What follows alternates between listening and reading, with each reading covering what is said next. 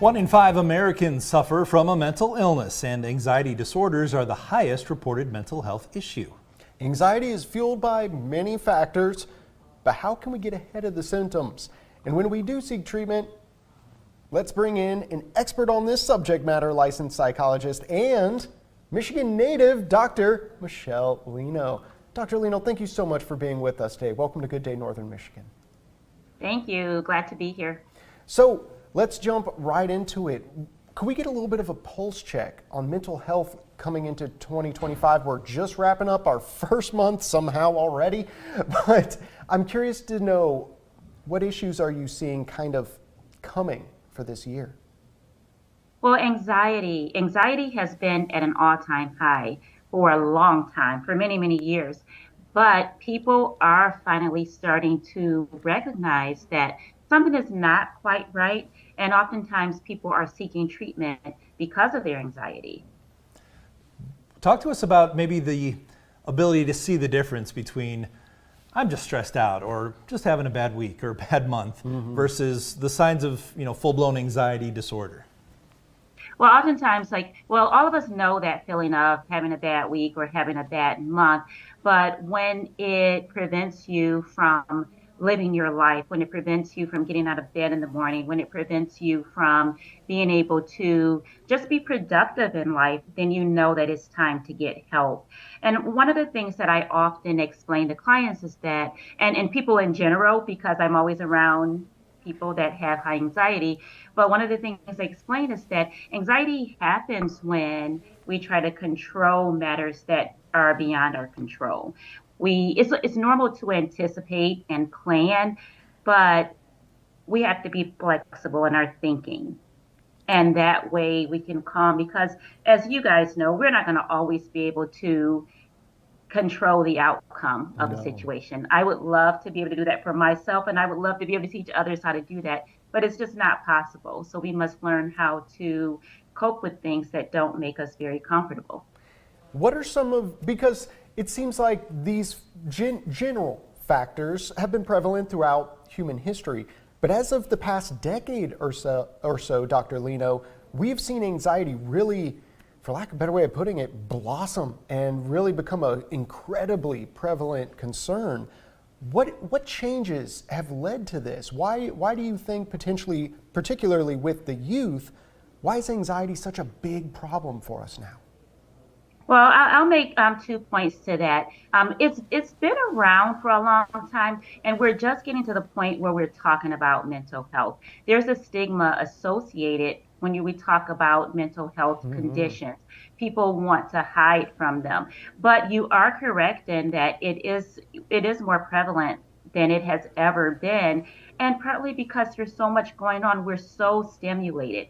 We're either always tuned in to our TVs, we're on social media, we're on overload. And what happens is we're taking in all of this information and it's affecting us, but more on a subconscious level.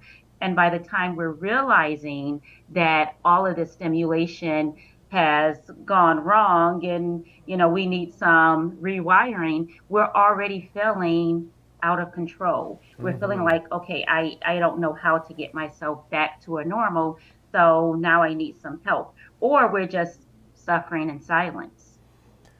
I'm also curious about the balance between, yes, stress and anxiety is getting worse, but as you kind of hinted at, we're also getting more comfortable overcoming the stigma and we're talking about it more. Maybe both of those things lead to the increase that you're seeing? Yes, absolutely. We're talking about it more. And when we talk about it, people start to think, wow, this is what has been happening to me all these years. Anxiety is not always easy to recognize. Sometimes people think, okay, I'm just nervous because I have this situation going on, or they think that it's not really anything to worry about. And then it gets to be where they become consumed with trying to figure out how to feel better. And it's not something that they can quite put their finger on. And so it becomes one of these situations where we're trying to figure out okay, how do I get back to my baseline? How do I get back to feeling healthy? And sometimes you just need somebody to sit with you and process those emotions. Sometimes that's a professional, sometimes that's just a loved one, or sometimes that's just you willing to acknowledge that something is not quite right. Now, Dr. Leno, on that note, tell us a little bit about early intervention and how we can help with these causes. Because as you said earlier, anxiety is really, we need to be able to cope with whatever life tosses our way. But do you have any tips or tricks for helping to navigate those sometimes choppy waters? Yes. And it's really not about eliminating stress and anxiety from our lives, but it's about being able to cope with it. And we're made to adapt. We're built for anxiety and stress. They're inevitable, but our ability to cope with these things also rely on some self-awareness. And so if you are aware of your moods and mood changes, then you're more likely to seek early intervention. If you're not, I would suggest start figuring out like what are some of your triggers. What are some of the things? What makes you happy? What makes you sad? Spend some time thinking about that, whether it's through journaling and exercising, meditating.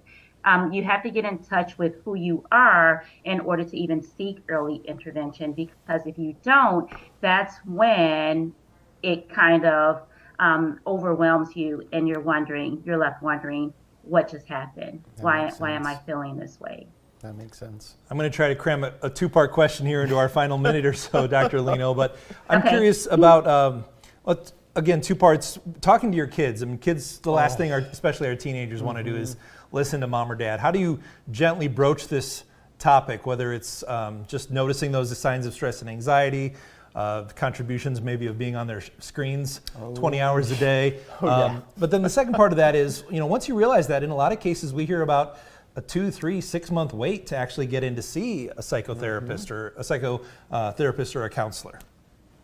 Yes. Okay. So I will address the first one. Kids, of course, are glued to the screens, and you're absolutely right. Kids do not want to talk to their parents about their anxiety. So the best thing parents can do is observe. Kids don't often say, I feel anxious or I feel sad, but they'll show you. If you're noticing a change in your kid's behavior and motivation, that may be a sign that they're experiencing anxiety. The other side to that is, yes, I know we're always talking about get help if you need it, and sometimes there are longer wait times, but there are services, there are certified behavioral health clinics that are obligated to get you in within a specific amount of time. You can also seek out services through through NAMI, National Alliance on Mental Illness. So there are ways to get seen. However, if you are feeling that there is an emergency, of course, go to your nearest urgent care or emergency room. Absolutely. This is so insightful. Thank you so much for this information today, Dr. Leno. Detroit native and host of Mind Matters with Dr. Michele. We'll make sure all the links you need to connect with Dr. Leno, as well as get more information on these topics. It's all going to be available on our website after the show today. Thank you so much for being with us this morning. Thank you for having me.